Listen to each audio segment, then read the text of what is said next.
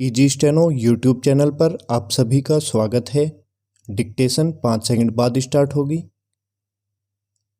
Ready start.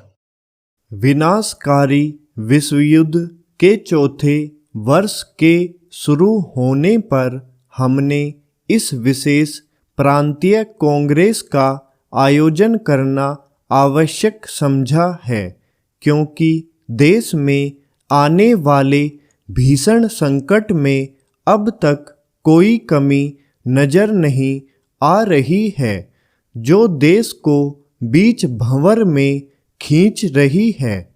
हमारे देश ने ब्रिटिश सम्राट के झंडे तले एक सम्मानजनक भूमिका निभाई है और निभा रही है।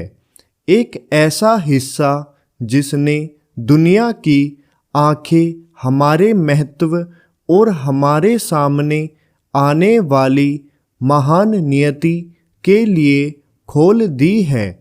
तो फिर ऐसा क्यों है कि हम न केवल मौजूदा राजनीतिक संस्थानों की तर्ज पर आंदोलन जारी रख रहे हैं, बल्कि उन संस्थानों को बढ़ा रहे हैं और पूरे देश में विशेष और असाधारण बैठकें कर रहे हैं। इन दोनों विकल्पों से बचने का कोई रास्ता नहीं है। या तो आंदोलन के लिए जिम्मेदार लोग पागल हो गए हैं, या इसके पीछे कोई ठोस कारण है। अब सज्जनों, वे कौन लोग हैं जो इस आंदोलन का नेतृत्व कर रहे हैं? यदि उनकी पहचान को लेकर कभी कोई शंका थी तो 28 और 29 जुलाई को बंबई में हुए अखिल भारतीय कांग्रेस कमेटी और मुस्लिम लीग परिषद की संयुक्त बैठक ने इसे दूर कर दिया है। इन दोनों निकायों ने आधिकारिक संदेह और अविश्वास को लंबे समय तक जीवित रखा है, और अब बहुत देर हो चुकी है कि या तो उनके चरित्र की पूर्ण वैधता या उनके तरीकों के सख्त औचित्य पर सवाल उठाया जाए। अन्य स्वतंत्र अनौपचारिक निकाय अखिल भारतीय मुस्लिम लीग तब से भारतीय राष्ट्रीय कांग्रेस के साथ जुड़ गई है, और दोनों अब एक ही मंच पर मजबूती से एकजुट है। क्या इन राष्ट्रीय निकायों के सदस्य, जो देश की सर्वश्रेष्ठ बुद्धि और संस्कृति का प्रतिनिधित्व करते हैं, इतने निराशाजनक रूप से पागल हैं कि वे एक ऐसे आंदोलन में लगे हैं जो न केवल पूरी तरह से अनावश्यक है, बल्कि उनके लिए हानिकारक है? हम अपनी योजना के आधार पर बातचीत के लिए तैयार हैं।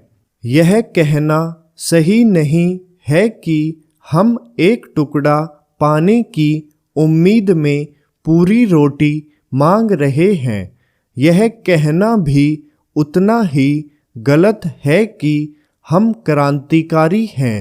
अभी तक भारत ने उचित और मददगार रवैये का परिचय दिया है। जहाँ तक संभव था, हमने विवादास्पद मुद्दे उठाने से परहेज किया। हम देश में सांवैधानिक और उचित तरीके से राजनीतिक सुधार की मांग कर रहे हैं। हमारी मांगों को जायज और प्रशंसनीय बताया गया है।